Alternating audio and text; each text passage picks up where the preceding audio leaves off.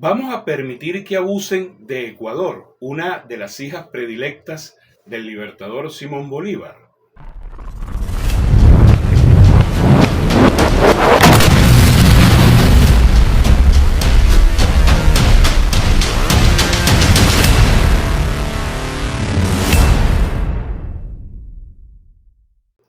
Epa mi llave. Feliz martes, buenas noches. Quiero hacer un recuento de todo lo que las noticias nos han traído con relación a la situación en Ecuador.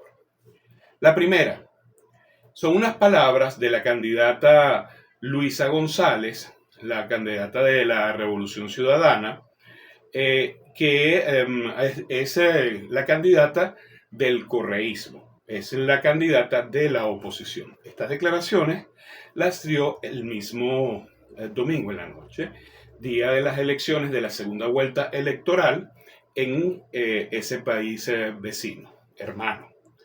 La Revolución Ciudadana siempre ha reconocido una derrota en las últimas elecciones, cuando así lo ha demostrado las encuestas y las estadísticas. Hoy no reconocemos los resultados. La candidata a la presidencia de Ecuador, Luisa González, denunció irregularidades que han desencadenado lo que considera un fraude electoral en esta segunda vuelta de las elecciones realizadas en la nación. La segunda noticia, hay muchas noticias relevantes con el tema de Ecuador, pero me parecieron, yo tomé las más interesantes como para luego hacer un resumen. Y María Corina Machado celebró la reelección de Daniel Noboa como el presidente de Ecuador y afirmó que juntos lograrán un hemisferio libre y seguro. Este lunes, a través de su cuenta en la red social X, la líder opositora María Machado, yo la llamo el monstruo Machado, expresó sus felicitaciones a Daniel Noboa por su reelección como presidente de Ecuador y afirmó que con su victoria no solo ganó Ecuador, sino ganó las Américas, ganó la libertad y la democracia. Está interesante. Juntos lograremos un hemisferio libre, próspero y seguro, dijo el monstruo Machado. Bien, está interesante porque no tardó mucho tiempo en demostrar su apoyo a el candidato Noboa, que debemos recordar ya tiene un tiempo gobernando Ecuador y que en su gobierno se ha incrementado de una manera impresionante la delincuencia al punto que muchos consideran a Ecuador hoy en día el país y que tiene las ciudades más inseguras del hemisferio y un desastre económico importante donde destaca además los problemas de servicio. Y qué interesante, no se suponía que estos temas de servicio eran exclusivos de los países comunistas, de los países de izquierda, del socialismo. Pues miren, en Argentina hay constantemente apagones, en Chile los estamos viendo también, y cuidado que el presidente de Chile no es para nada socialista, aunque así se haya elegido, ¿no? En otro orden, desde aquí, desde Venezuela, Nicolás Maduro acusó a la ONG Súmate de haber colaborado en el fraude electoral de las elecciones presidenciales en Ecuador. Este lunes, el presidente Nicolás Maduro, durante su reunión con los candidatos del Gran Polo Patriótico, calificó las elecciones en Ecuador como un fraude horroroso e inauditable que tuvo como colaborador a la ONG venezolana Súmate. Yo quiero aquí recordarles algo antes de seguir leyendo, y es que Súmate apareció como la beneficiaria, o ha aparecido varias veces como beneficiaria de recursos de la USAID, ¿no? Y dato curioso, si bien es cierto, algunos de esos recursos eran para ser empleados En Venezuela, incluso para las famosas primarias de la señora Machado, también aparecieron financiando actividades de esta ONG Súmate en el Congo. CNE de Ecuador deja entrever que no habrá revisión de nada. Presidenta del CNE dice que hablar de fraude puede constituirse en delito. Oye, ¿y estas no eran las típicas protestas que hacían muchísimos venezolanos con relación a los resultados electorales, a los manejos de las elecciones en Venezuela, y cantaban que en Venezuela había dictadura porque el gobierno decía que, o el gobierno, en el caso de que el candidato ganador era del gobierno, o el CNE en todo caso decía que ya estaban concluidas las revisiones, que se hicieron lo que había que hacerse, y entonces decían que había una dictadura porque los organismos chavistas, en este caso, cerraban las puertas. O sea, y que me van a decir ahora, es dictadura cuando lo hace un gobierno socialista. Que medio ecuatoriano confirma que Noboa, oigan esto, medio ecuatoriano, confirma que Noboa contrató personal de María Corina Machado para evitar fraude. Diversos medios de comunicación en Ecuador han confirmado que el equipo de campaña de Daniel Noboa incorporó a profesionales con experiencia en control electoral previamente vinculados a la campaña de María Machado. Yo la llamo María, ya ustedes saben cómo yo la llamo, el monstruo Machado, con el objeto de evitar fraude en las recientes elecciones presidenciales. Tampoco. Lo curioso es lo rápido que el comando de campaña sale a decir que ella fue contratada, su empresa fue contratada para esto, cuando se ha hablado de que está involucrada en el fraude electoral de ella. Ahora bien, la pregunta interesante sería también si fue Súmate contratada para para asesorar al comando de campaña de Noboa en cuanto al fraude, ¿con qué experiencia la van a contratar si ellos teóricamente han cantado fraude en elecciones desde el 2002, cuando fueron convocados Súmate, fue impulsada Súmate para recoger las firmas y fracasó, no supo recoger las firmas. Y de ahí en adelante nunca en su vida ha podido comprobar un fraude. Las informaciones difundidas por los medios ecuatorianos atribuyen que estos expertos cuentan con la experiencia en el monitoreo y análisis de procesos electorales, lo que podría fortalecer la capacidad del equipo de Noboa para detectar, abordar cualquier anomalía que pudiera surgir, un hecho que daría ventaja y evidencia de la manipulación de la tendencia electoral. Pero es que aquí hay un dato curioso, y es que Noboa es gobierno y la señora González es de la oposición, y el correísmo tiene años que no está en el gobierno. Otra noticia: la presidenta del CNE de Ecuador aseguró que las elecciones ganadas por Daniel Noboa en ese país fueron transparentes, porque Maduro denunció fraude. O sea, las elecciones no fueron transparentes porque el CNE de Ecuador hizo su trabajo, sino que son transparentes por lo que hizo Maduro. Ustedes están viendo cómo las personas son realmente ignorantes y, bueno, o sea, se caen incluso por su propio peso.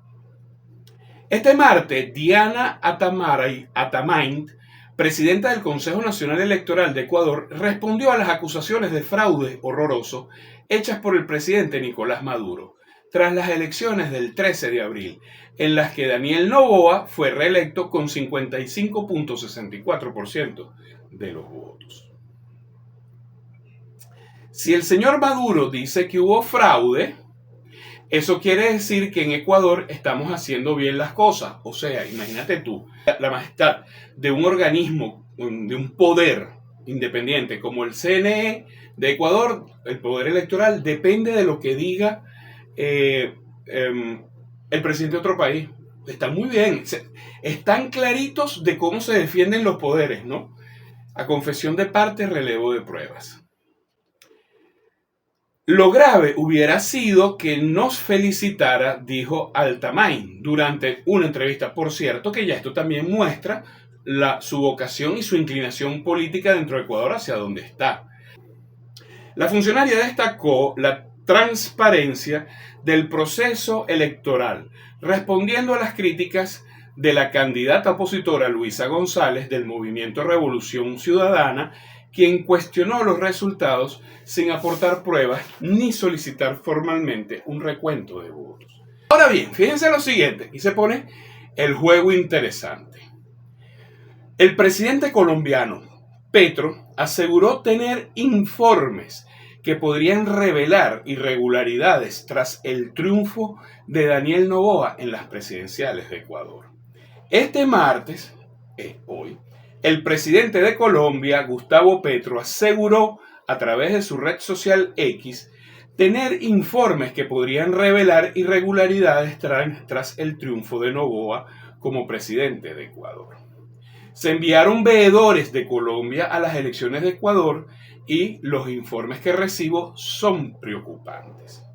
Sin embargo, felicitó a Noboa por ganar las elecciones presidenciales. El hermano pueblo de Ecuador puede siempre contar con Colombia para trabajar juntos por una América Latina libre, soberana y en paz, puntualizó. Es decir, amigos,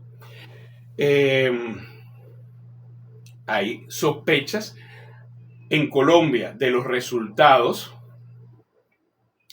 en Ecuador, de un presidente que siempre ha sido muy cauto con los temas electorales en otros países, que además objetó los resultados en Venezuela, como lo hizo Lula, aunque después Lula reculó y dijo que si esto había pasado por el Tribunal Supremo de Justicia, en su país pasó exactamente lo mismo y él no puede señalar algo distinto en otro país cuando él lo hizo de la misma manera allá.